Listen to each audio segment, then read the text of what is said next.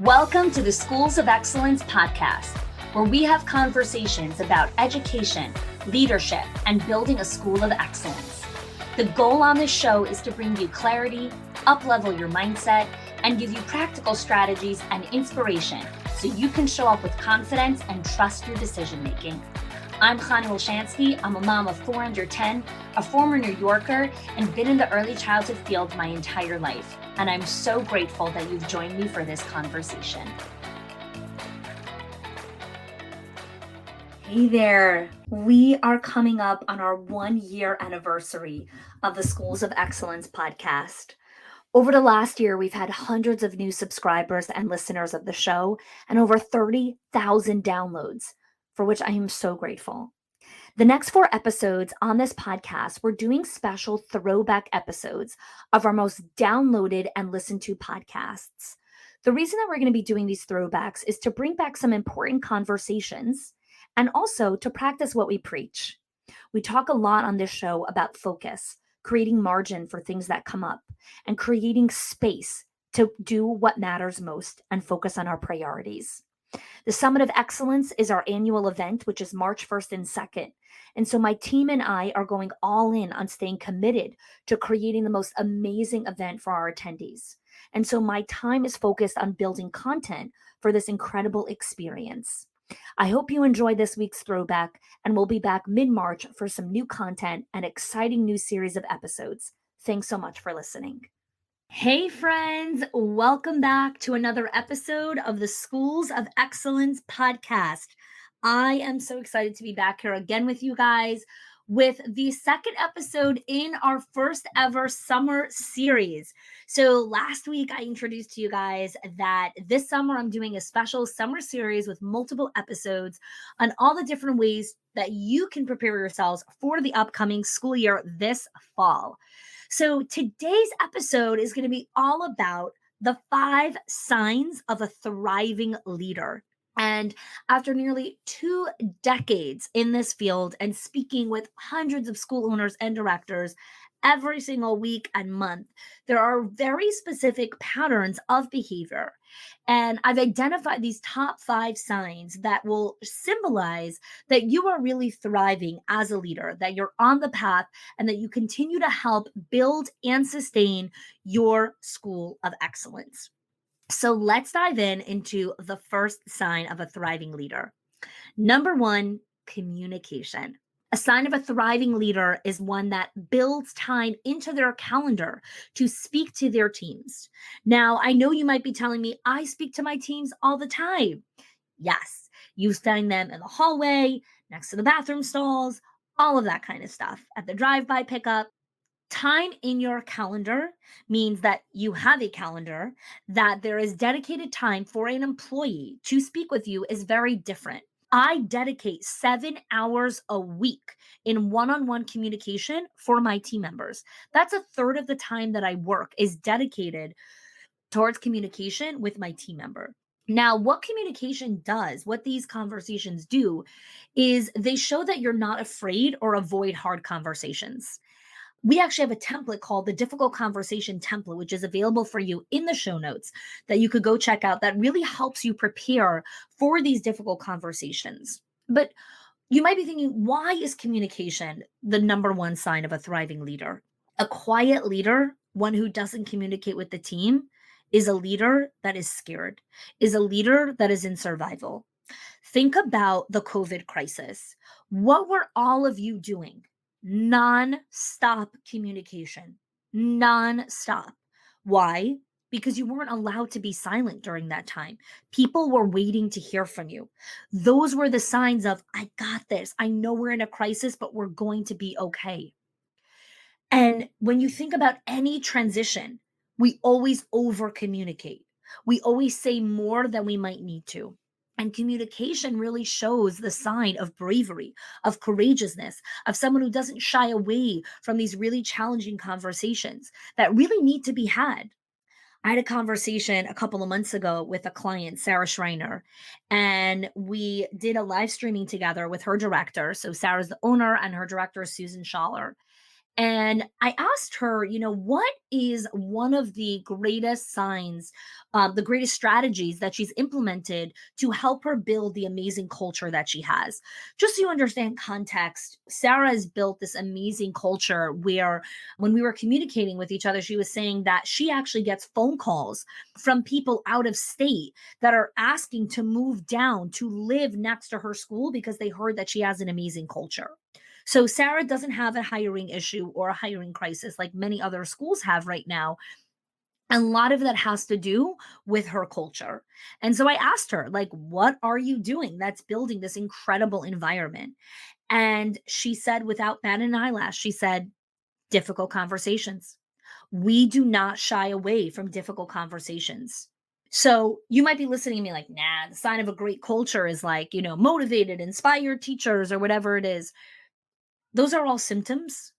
The strategy to truly sustain excellence and a collaborative culture is one where the leader doesn't shy away from difficult conversations and says what needs to be said. That's how she creates a circle of safety. That's how she creates accountability. Okay. Now, again, each of these are an episode in itself. So I'm not going to go too much into depth, but I want to give you those things to really think about when it comes to the 5 signs of a thriving leader. So let's go to the second sign. The second sign of a thriving leader is you celebrate wins and successes. It's very easy to get pulled into the hardships and what is and isn't working. And the sign of great leaders is one who can pause at the end of every week, reflect on wins, reflect on successes of the team. What is bringing everyone together?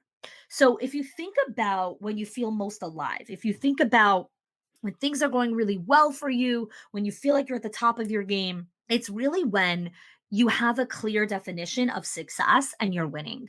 And that's why it's so critical to consistently align and make sure the team understands this is what success looks like. And I have a whole episode. You could scroll down to the 3 ways to boost staff morale, which is all about how to redefine success to elevate your team. And so the sign of a great leader is someone who understands we have to celebrate wins. We can't only celebrate when everything is working perfectly. Then you never celebrate because it's a constant journey of success and struggle, success and struggle. So pausing to celebrate is very powerful. Let's go to number 3. Number 3 is you invest in your people. This is probably the biggest mindset shift that I've seen that leaders need to make with their company because you are investing company money or time or both into your people.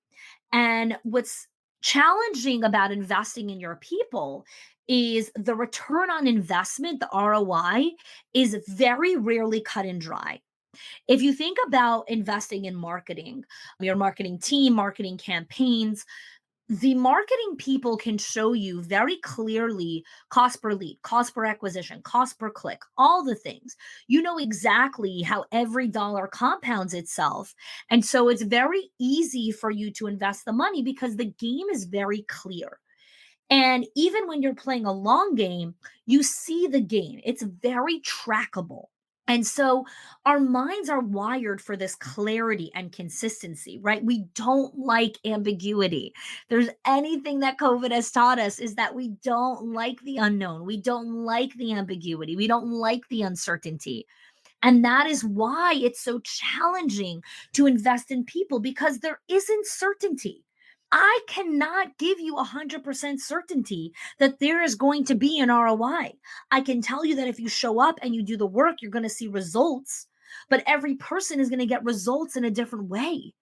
And so that's why sometimes when we invest, it feels like a wild card, right? We don't know what's really going to happen.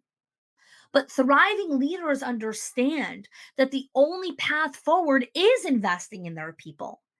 And there's so many ways to invest, right? It's not just about investing in their leadership training and their growth. You can invest in giving people paid time off as a form of investing in people to help them be their better selves. You can invest in them going to a conference or a program that they want to join. It's really about understanding where do they want to go? Where's their path forward so that they have what it takes to go to the next level. So it's that time of year again. when we are embarking into the new calendar year. And so while this is very much in middle of the academic or kind of school year, it's still a time when people pause, reflect, and do some inner thinking. And we have something special here at Schools of Excellence called reflective questions for staff. Too many times we run through the year and never take the time to notice how far we've come, the goals that we've actually achieved, and also taking some time to think about what do we want to stop doing? What do we want to continue doing? What are we doing because it's always been done that way? And we want to be able to grow and learn and see that our commitments and goals are actually achieving results. And so, for a very special time during this particular season when this podcast is on here, we're running a special for these reflective questions for only $9 for you to get access to it for your entire team. You can click the link in the show notes and get access to your own PDF of over 20 questions to help your staff be more reflective and be more mindful about how they want to go into the new year. Now, let's go to number 4 on the 5 signs. Number 4 is you know how to think strategically. Okay, this is a big one. What I have found in my years of working with leaders and being a leader myself is that many people say, I want to think big picture, I want to focus on strategy, but they really struggle with becoming that visionary, with really thinking strategically. If you think about strategy, I look at it as the equivalent of planning a trip. And let's say you plan a trip for your team and you get there, even one day earlier, a few days earlier to set up, to prepare in advance because the team is coming, right? You never pull up at the same time as your team. Why? Because you need to see the ground. You need to make the changes. You need to see what's missing, right? And then you're there to greet them. Being strategic is about not being reactive. It's about looking ahead. What are the next hires? What is the next part of the growth plan? What is the next step in the journey? You are thriving in a place where you can pick your head above water long enough before you get pulled back into the weeds. The ability to think strategically is really understanding about creating blocks of time that are meetings with yourself, time alone. If you're not dreaming and thinking, if you don't have time and space for yourself to think, to dream, to just think, you're in survival or you're going to be there very soon.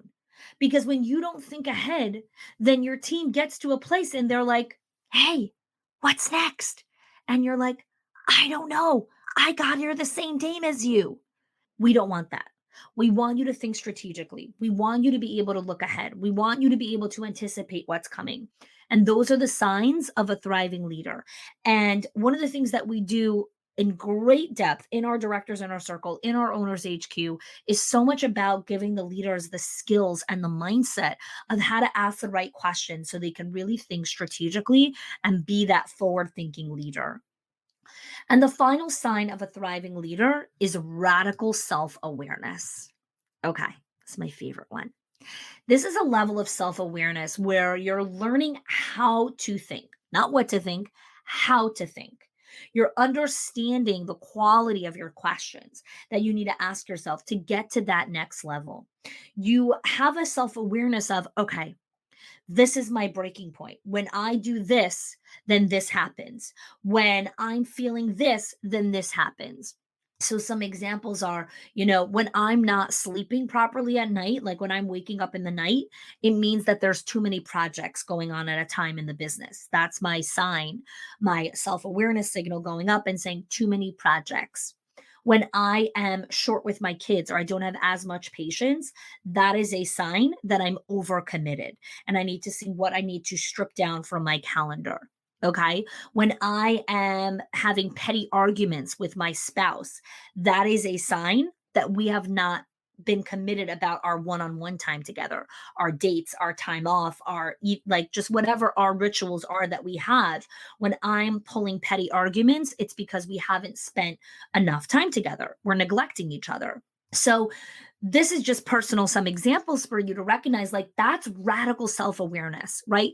That is not something you are born with. That is not a talent. It is a skill. You learn how to become self aware. My husband and I have some really powerful standards in our marriage, and those are created through awareness. One of the standards that we have is we do not use the words never and always. So, whenever we are having a conversation or we're having a dialogue about something or we're arguing about something, the words never and always are not allowed to be used in the conversation because it's not true. There's no such a thing as you never do this. Doesn't exist. There's definitely been at least one time that he has done that. There's no such a thing as you always do this. Nope. There's for sure times that I haven't. So always and never are very black and white approaches, and it really, really damages a conversation and a relationship. And so what we've noticed through time is that when we put this guideline in place, it really helps us navigate very difficult decision making when we use these filters. And we have lots of other things that we do as well. This is just one of them to understand. Now, how did we create this guideline? It came from awareness. It came from recognizing that conversations get escalated or heated when we start using these words because the other person feels attacked. The other person feels like you don't see me, you don't recognize me when I do show up that way. And so that is why we've stopped using those words. The reason I'm inviting you so much into my personal life in this way is because what I want you to realize is that understanding these components radically changes your entire life. This isn't just about you becoming an amazing leader in your school. This is about you becoming the leader of your life. This is about you stepping into your greatness. This is about you recognizing that being a thriving leader in your relationships, in your parenting, in your school, in whatever identity it is that you show up in, that's who you want to be in this world. You want to be the person who communicates, who celebrates other people's wins, who invests, who takes the time to think strategically, who's radically self aware. These are critical components of building and sustaining a school of excellence. So, what I want to leave you with here today is recognizing there's no top of the mountain, there's no summit. Building a school of excellence is about an incredible, amazing journey full of joy, triumph, gratitude, struggle, pain, loss, ambiguity, all the things. And when you're doing it within community and you're doing it with other people, ah, that is a rich life. That is the beauty of building excellence for yourself and the legacy that you leave behind. Thank you so much for joining me for today's episode on the 5 signs of a thriving school leader. And I would like to ask you for one quick favor. After you've had a chance to check out the show notes with the links and whatever it is you wanted to check out, if you can go ahead and scroll down in iTunes to rate and review this podcast. We have over 47 reviews already on this podcast, and every single review helps us climb higher and higher on the iTunes chart so more and more school leaders can find out about us on this podcast. So if you've been enjoying this show, if you've been enjoying these episodes, if they've helped you in any way to become that person that you're on the journey to becoming, would absolutely love if you can rate, leave us a review, and please remember this. Please, please, please remember this. You are doing an amazing job and you are doing the best that you can. And taking the time to listen to this episode is a huge strength of yours because you're taking the time to invest in yourself. Thank you for believing that you are worthy. If you are loving the Schools of Excellence podcast and have gotten any value out of it for your school, I would love if you can do 2 things for me. 1, subscribe to the show so you never miss an episode. And 2, can you please leave us a review? Reviews help other school leaders know that this is the place to learn how to build a school of excellence. And I would be so grateful if you can do that for us. Your help and support makes this show to be able to be listened by the thousands of other school leaders all around the world. Thanks so much for listening, for giving us your time and attention each and every week, and I appreciate that you have joined us.